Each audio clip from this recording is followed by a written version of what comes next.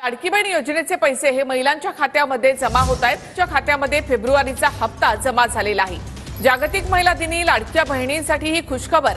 लाडकी बहीण योजनेचे पैसे महिलांच्या खात्यामध्ये जमा झाले आहेत। फेब्रुवारीचा हप्ता हा लाडक्या बहिणींच्या खात्यामध्ये जमा झालाय। लाडकी बहीण योजना सुरू झाली ती आपल्याला माहित आहे। 32,000 कोटीचं पॅकेज आम्ही घोषित केलं आणि त्याच्या पैशाचं वाटप केलं आणि ते सुरू आहे। ही वस्तुस्थिती आहे। बघा, एकही पात्र लाडक्या बहिणीला आम्ही लाडकी बहीण योजनेपासून वंचित ठेवणार नाही।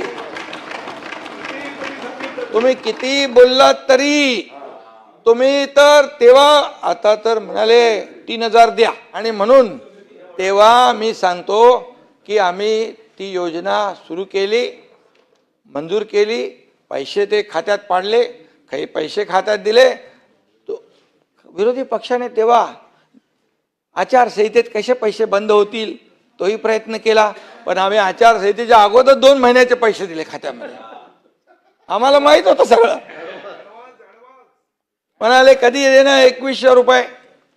मी सांगतो या ठिकाणी तेही देणार, योग्य वेळी आम्ही तेही देणार। एकही शब्द आम्ही खोटा ठरणार नाही। आम्ही प्रिंटिंग मिस्टेक वाले नाही, निवडणूक चुनावी जुमला वाले नाही आणि त्यामुळे योग्य वेळी शेतकऱ्यांची कर्जमाफी पण होणार। त्यासाठी कमिटी नेमलेली आहे, परदेशी कमिटी आहे।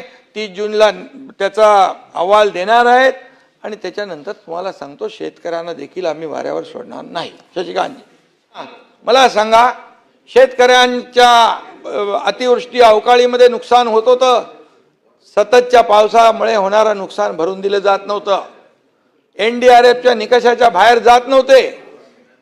मी मुख्यमंत्री असताना एनडीआरएफचे निकष बाजूला ठेवले, एनडीआरएफच्या दुप्पट आम्ही देऊ लागलो। 2 हेक्टरचं भाई 3 हेक्टर केलं। सततच्या पावसामुळे होणारं नुकसान